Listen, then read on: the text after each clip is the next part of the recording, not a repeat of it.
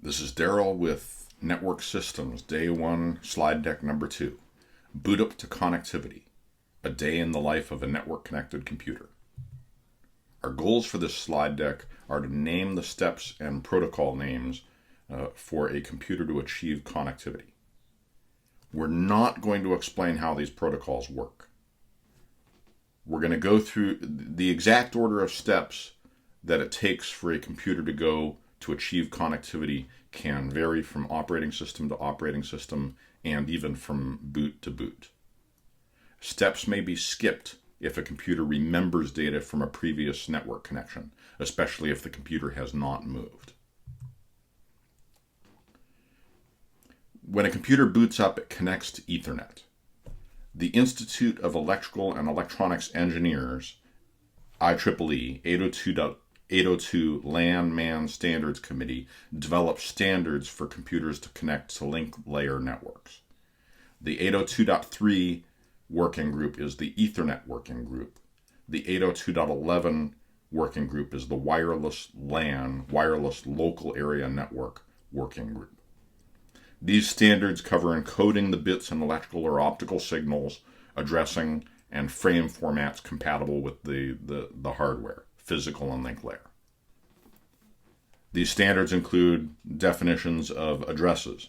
We call them Ethernet addresses or MAC addresses, and they're often burned into each Ethernet or Wi-Fi adapter at the factory. They're globally unique, so if you have an Ethernet address on your computer, that Ethernet address should not be on any other computer on the planet. An example of an Ethernet address or a MAC address is 3C:22:FB:28:3A:6D. Each hexadecimal digit corresponds to 4 bits. So each of these octets is 8 bits. We have 6 octets, 8 bits each, so that's 48 bits total in an Ethernet address or a MAC address. Here's a list of major IEEE 802.3 wired Ethernet standards. The first one is known as the Ethernet 2 standard, coming from a consortium of companies, Digital Equipment Corporation, Intel, and Xerox. So it's actually not from the IEEE. It's also known as the DICS Ethernet 2 standard. And what's interesting about this one is the frame header includes the type field. And so the Ethernet 2 frame header is actually the dominant one that is used today. This standard governed 10 megabit Ethernet over thick coaxial cable. The original 802.3 standard from IEEE also covered Ethernet over thick coaxial cable. That frame header was different and is more complex. It includes the length field. It's rarely used today, although occasionally you will see 802.3 encapsulated Ethernet frames on the network with a few certain types of protocols. The 10 base T standard, which means that it is 10 megabit and it runs over twisted pair Ethernet cable or copper Ethernet cable, is the 802.3i standard. We have 100 base TX and 100 base FX. Those are 100 megabit Ethernet standards which run over copper or over fiber, respectively. That was introduced in 1995 and is the 802.3U standard. These standards, the first standard is labeled with the working group 802 and then .3 for the LAN working group. And then every time they come out with a standard, they start with the letter A and they increment the letter.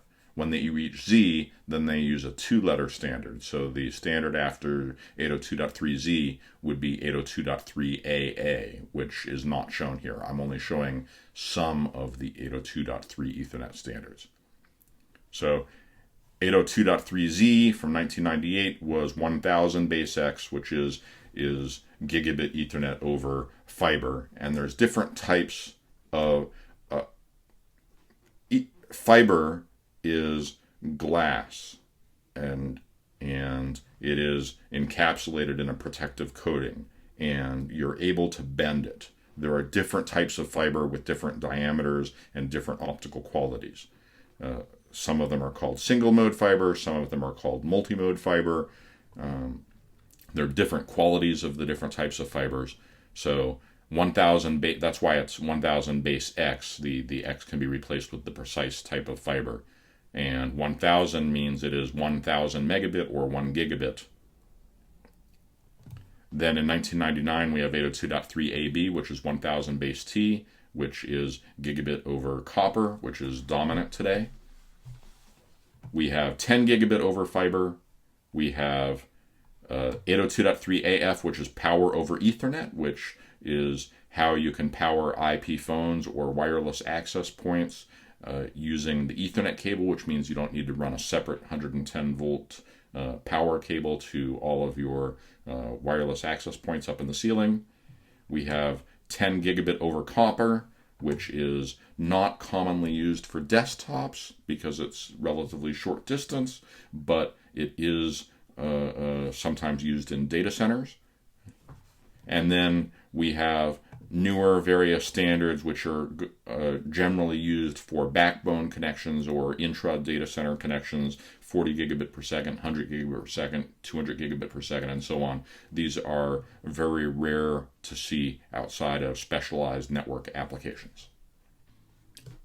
If your computer is connecting to wireless, then the standards that you use are the IEEE 802.11 wireless standards.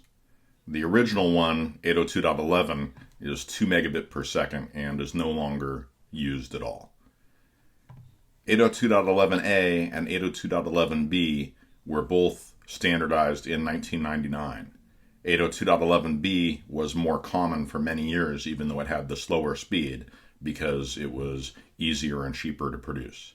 802.11a had superior speed, more channels in a different band, but was less common for many years.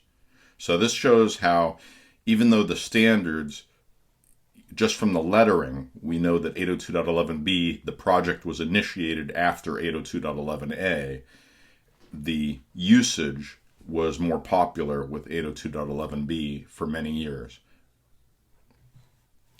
802.11g in 2003 achieved 54 megabits per second over the 2.4 gigahertz band, and then 802.11n in 2009 drastically increased the speed. The Wi-Fi consortium has gone back and started a marketing term. So 802.11n is also called Wi-Fi 4.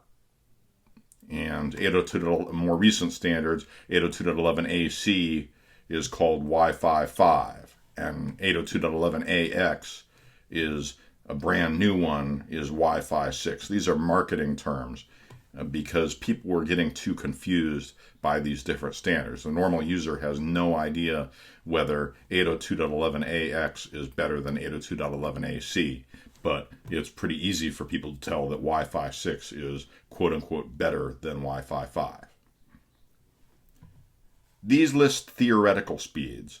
Unlike in wired Ethernet, you often achieve the full theoretical speed. So you can achieve gigabit on a gigabit. You can achieve 1,000 megabits per second, or almost 1,000 megabits per second on a gigabit Ethernet connection.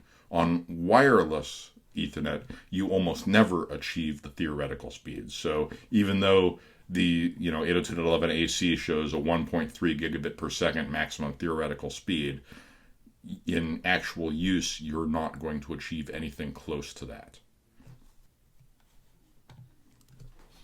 In the prior two slides, we listed the protocol names for physically connecting to your network, whether that is a physical connection to an Ethernet, a wired Ethernet connection, or a wireless Ethernet connection. And those standards came from the IEEE, the Institute of Electrical and Electronics Engineers. Internet standards are a higher protocol standards that run on top of those link layer standards. Internet standards come from the Internet Engineering Task Force, IETF, and are documented in what are called requests for comments. Each RFC, each request for comment, has a unique number. And for example, the original Internet Protocol version 4 specification is RFC 791. The transmission control protocol is RFC 793. ICMPv4 is RFC 792. And the original user datagram protocol is RFC 768. These are four core standards specified back in the early 1980s when Internet Protocol version 4 went live. Then we have DNS standards, domain name service, RFC 1034, RFC 1035, address resolution protocol, IP version 6 specification. This is an updated version of the standard, RFC 8200, and then DNS for IPv6, RFC 3596. Something important about requests for comments. Not all RFCs are standards. At the top of the RFC, the top left of the RFC, the category of the RFC is listed. And it could be an internet standard or a proposed standard or a draft standard. Those are, between them, the three most important ones. And it takes a long time for something to become a full internet standard. So usually when you see proposed standard, it really means standard. And we often find protocols that are actively being used on the internet have been actively used on the internet for years, and the RFC is still listed in status proposed standard. Well, okay, people have been using that standard for 5 years, so it says proposed standard. But if it says that the category is one of the standards, then that RFC is definitely worth listening to. Then you have best current practice, which are also definitely worth listening to. Then you have informational RFCs. And informational RFCs, some of them are useful, some of them are not useful. And you sort of have to learn that from the context. In particular, beware any requests for comments that are published on April 1st. There's always an entertaining April 1st RFC published, which worth reading, fun to read, not a standard. We have experimental RFCs, which are for proposed research for proposed protocols. We have historic RFCs, RFCs that are or standards that are no longer in use. And then a few of the early RFCs are just uncategorized. Getting back to our objective for this slide deck, the computer boots up. It connects to Ethernet, whether that be a wired Ethernet or a wireless Ethernet. We know the standards for that from the IEEE. It talks on the Ethernet using the Internet Protocol standards from the IETF. It needs to get its address. So then it will go, and if it doesn't have a statically configured address, then it will use the dynamic host configuration protocol to get its IPv4 address. The IPv4, it'll have a host address, which is in this dotted decimal format that you may have seen. It'll get a subnet mask indicating how large the network it's attached to is. It'll get its default router gateway address, so it knows where to send data to it to get to the rest of the internet, and it'll get its list of domain name servers, so it knows how to convert host names into IP addresses using the DNS protocol. The host will also attempt to get its IPv6 address using IPv6 neighbor solicitation, router solicitation, and router advertisements.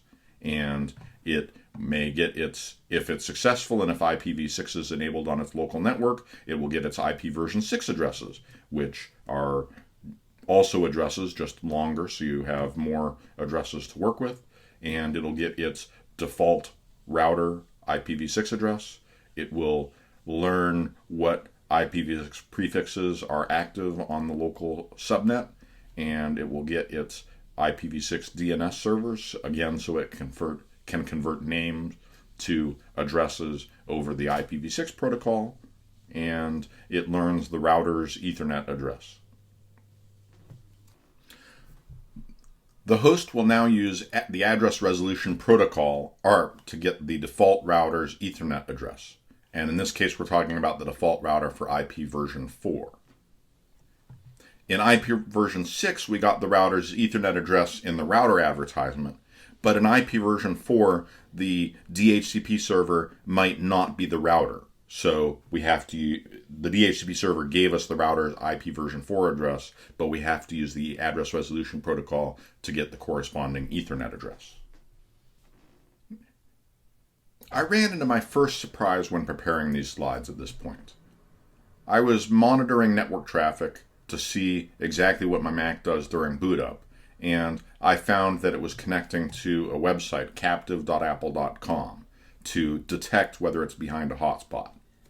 You might be familiar with wireless hotspots, where you log into you connect to the wireless, but before you can use it, you have to type in a username or a password in a web portal, or on an airplane, for example, you have to pay on a web portal, $5 or whatever, in order to get network connectivity for the flight. Macintoshes use the captive.apple.com website. They attempt to connect to it, and if it's successful, then they know they're not behind a hotspot. If it's unsuccessful, then they know they're behind a hotspot and they have to do something else. This demonstrates that there's no substitute for capturing network traffic to figure out what is actually going on. You can read all the theory you want about TCP/IP, but if you go and use a tool such as Wireshark, and this is a screen capture from Wireshark here, to see exactly what packets we're sending and to where and what protocols they are and what ports they are and what data is being communicated on them and what URLs are being grabbed, then you can see what is truly happening on your network. So what do we know at this point?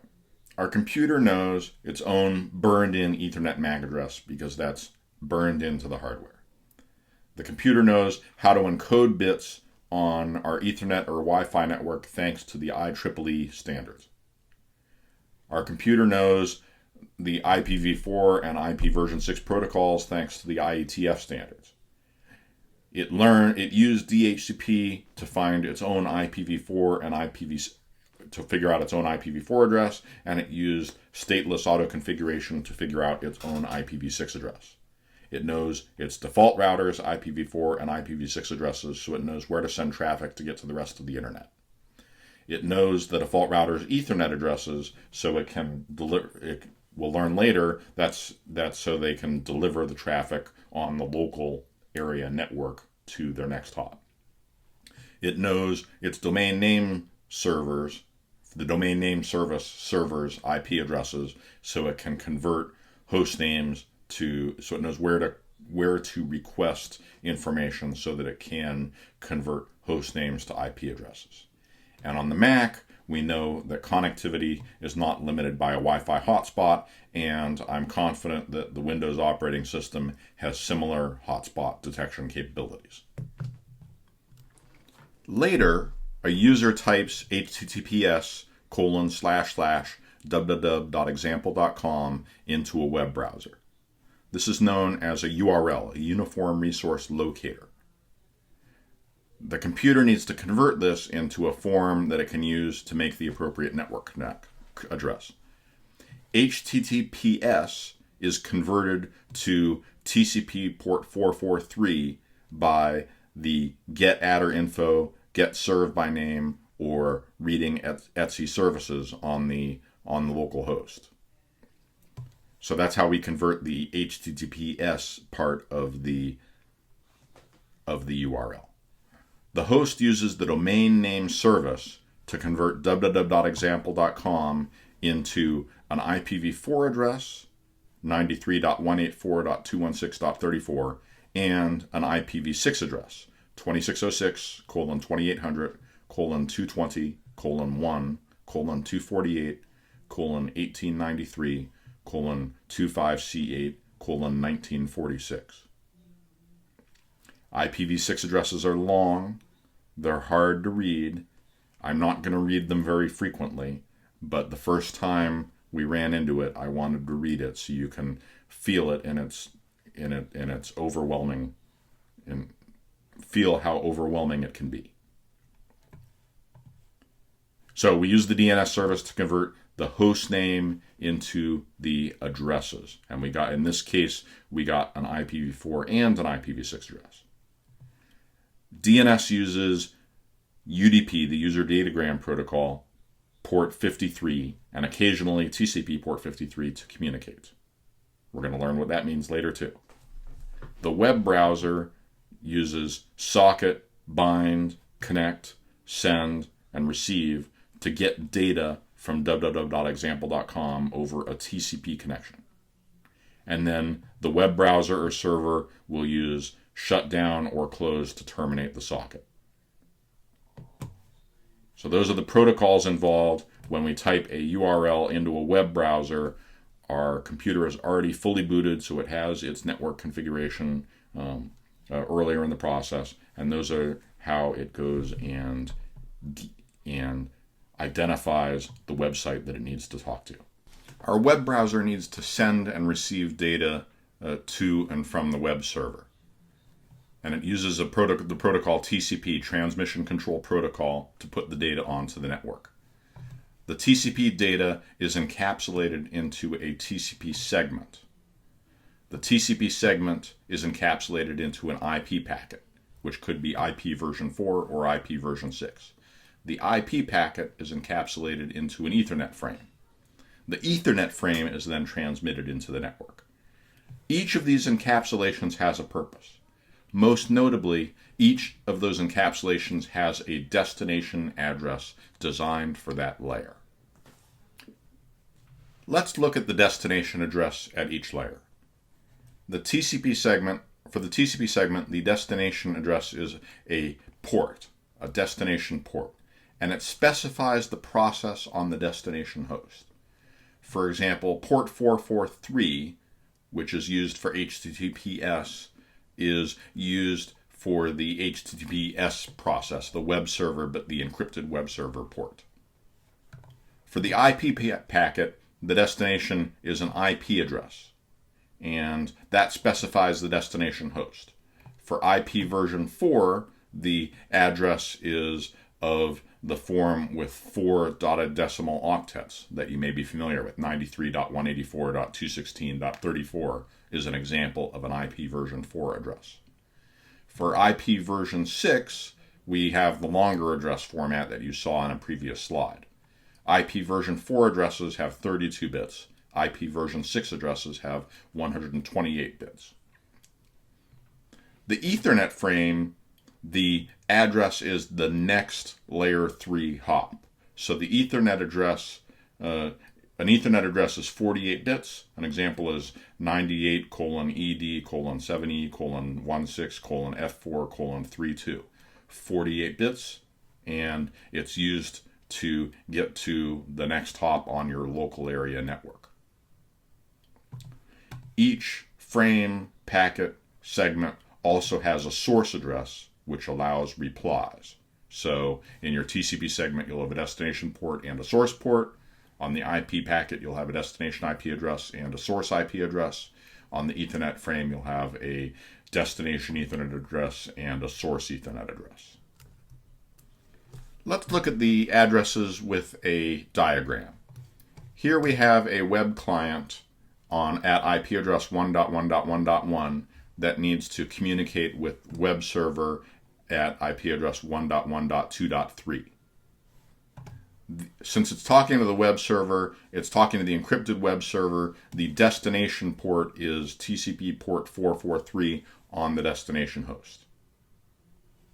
When the host needs to forward the IP version 4 packet, the destination address of the IP version 4 packet will be 1.1.2.3, and the destination port of the TCP segment will be port 443. However, the Ethernet address will not be the Ethernet address of the end host. The Ethernet address will be the Ethernet address of the next layer 3 hop, and by layer 3 hop we mean a router. So the Ethernet frame will have a destination Ethernet address, in this case of CCCC, CCCC, CCCC. Each letter is a hexadecimal digit. Each letter is 4 bits, so the destination Ethernet address is 48 bits. but the destination IP address is the end target, the source IP address is the source, and the destination port is 443, the source port is a random high port, and the protocol in this case is TCP. This layer 3 hop will then take that Ethernet frame that it received and send it on to the next hop, which in this case is the destination host. When it does that, it does not change the TCP ports because that's end-to-end. And it does not change the source and destination IPv4 address because that is end-to-end. However, it will change the Ethernet address because it is sending over a new Ethernet segment. So it will use its own Ethernet source address and the next layer 3 hop Ethernet destination address. In this case, the next layer 3 hop happens to be the end destination as well. So IPv4 addresses are host to host, end to end. TCP ports are host to host, end to end, because it's actually an address for the process on the end host. But the Ethernet addresses get rewritten with each hop. And in fact, not every network is an Ethernet. So for some kinds of intermediate hops, you might have a completely different layer 2 addressing format. In this diagram, we had the source host, which is a layer 3 device. We had an intermediate router, which is a layer 3 device. We had the target host, which is a layer 3 device. We have 2 other devices. These are Ethernet switches, which are layer 2 devices. Switches forward Ethernet frames based on the destination MAC address or the destination Ethernet address. Routers route packets based on the destination IP address. So in this case, this frame decides which interface, this switch decides which interface to forward this frame out of based on the destination MAC address of all C's. This switch decides where to forward this frame based on the destination MAC address, which is all F's. This router will forward the packet based on the destination IPv4 address, which is 1.1.2.3, and knows that the packet's next layer 3 hop is out this interface on the 1.1.2. whatever subnet. So we've accomplished our mission. Our computer has gotten onto the Ethernet, whether it be wired Ethernet or Wi-Fi. It learned its IPv4 or IPv6 address. It learned its domain name server. The user typed in the URL. The web client, the web browser, processed the URL, decoded it, converted it into a destination IP address and a destination port, and knows that it needs to talk on using the TCP protocol, and managed to make a TCP connection to the remote host. The routers and switches in the path forwarded the packet/frames to the destination host, and the destination host was able to respond because the source address information was included in the packet. And so we've accomplished our mission, and we're able to download the URL from www.example.com, and the web browser is able to display it. In the next lecture, we're going to begin to learn more details about how this process works.